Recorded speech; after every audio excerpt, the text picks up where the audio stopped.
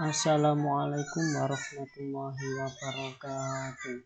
Asyhadu an la ilaha illallah wa asyhadu anna Muhammadar Rasulullah. Bismillahirrahmanirrahim.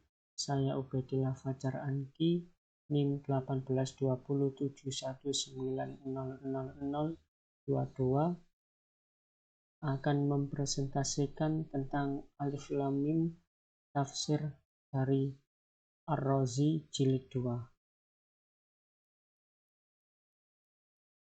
Yang pertama, tafsir Alif Lam Mim Ar-Razi ada dua masalah.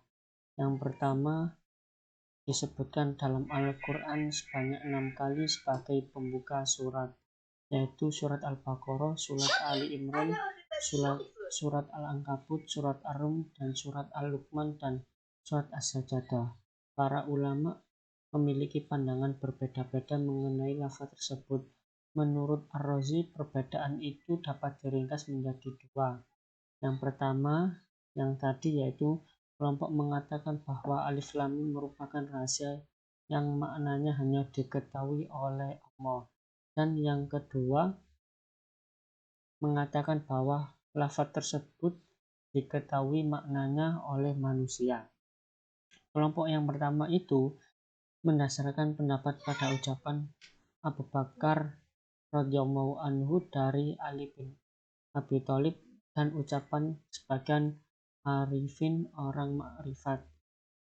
Ketidakmungkinan mengetahui makna Alif Lam Mim tersebut karena akal manusia itu lemah, sehingga mereka tidak sanggup menampung rahasia yang agung, yaitu didukung dengan pendapat dari Al-Sya'bi saat ditanya mengenai arti huruf-huruf muqatta'ah. Ia menjawab, rahasia janganlah engkau meminta jawabannya. Ibnu Zibyan juga meriwayatkan pendapat Ibnu Abbas yang mengatakan bahwa para ulama tidak mampu mengerti makna dari huruf-huruf tersebut. Selanjutnya, dari riwayat Ibnu Abi Al-Hatim, ia menjelaskan bahwa lafaz Alif Lam Mim merupakan salah satu ayat mutasabihat. Dalam riwayatnya, yaitu mengatakan bahwa ayat mutasabihat yang sampai kepadanya adalah Alif Lam Mim, Alif Lam Sad, Alif Lam Mim Shad, Alif Lam Mim Ra, dan Alif Lam Ra. Namun pendapat kelompok pertama ini pada akhirnya ditentang oleh para teolog Islam al-mutakallimin. Menurut mereka, tidaklah mungkin ada sesuatu dalam kitab Allah yang tidak dipahami oleh makhluk. Tak kurang dari 14 ayat juga diajukan oleh para teolog untuk membantah pendapat kelompok pertama ini. Selanjutnya juga didukung dengan hadis serta dalil Al-Quran. Salah satunya yaitu ayat yang diajukan adalah ayat 24 surat Muhammad. Maka apakah mereka tidak memperhatikan yatadabbarun Al-Quran ataukah hati mereka yang terkunci? Menurut para teolog, dalam ayat tersebut Allah telah memerintahkan makhluknya untuk memperhatikan tadabbur Al-Quran. Jika benar ada bagian Al-Quran yang tidak bisa dipahami, tentunya Allah tidak akan memerintahkan makhluknya untuk tadabbur.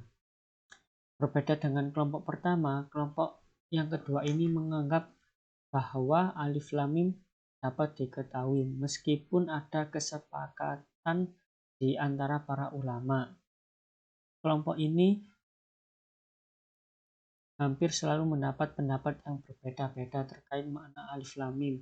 Al-Tabari dalam kitab tafsirnya setidaknya telah mengumpulkan 10 pendapat terkait makna Alif Lam Mim atau Al-Ahruf Al-Muqatta'ah lainnya menjadi surat pembuka. Bahkan Al-Razi dalam kitab tafsirnya juga memaparkan 21 pendapat serta penafsiran ulama terhadapnya. Ke-21 tafsir terhadap Alif Lam Mim yang dipaparkan oleh Ar-Razi tersebut sebagai berikut. Ini saya menyampaikan cuma beberapa. Yang pertama merupakan nama-nama dari Al-Quran. Yang kedua Pendapat ini didukung dengan adanya riwayat sahabat Ali yang berdoa dengan al-ahruf al-muqatta'ah semisal kaf ha ya ain shad ain sin qaf ha mim.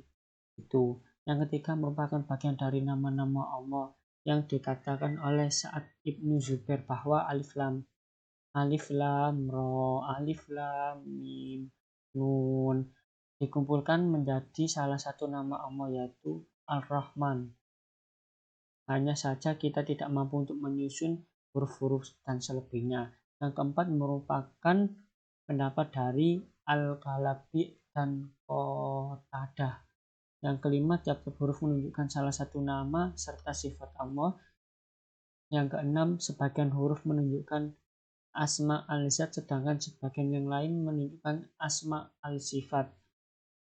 Yang ketujuh, tiap-tiap huruf menunjukkan sifat al-af'al. Semisal alif menunjukkan ala umma, lam menunjukkan lutfimma, sedangkan mim menunjukkan majdumma. Ini pendapat Muhammad bin Ka'bah Al-Qaradi. 8. Sebagian huruf menunjukkan nama-nama Allah, sebagiannya yang lain menunjukkan nama selain Allah. Hal ini sebagaimana perkataan Al-Duha yang mengatakan bahwa alif dari nama Allah, lam dari nama Jibril, sedangkan mim dari Muhammad. Yang nomor 9, tiap-tiap huruf menunjukkan fi'il Allah. Alif bermakna bahwa Allah menciptakan Muhammad kemudian mengutusnya sebagai rasul. Lam bermakna lamahu al-jahidun, orang yang mengingkar mencela Allah, sedangkan mim bermakna orang-orang. Yang terakhir, Allah menuturkan huruf alif lam mim tersebut karena tujuan untuk menyembunyikannya dari orang-orang kafir. Itu saja yang dapat saya sampaikan. Apabila ada salah kata, saya mohon maaf. Wassalamualaikum warahmatullahi wabarakatuh.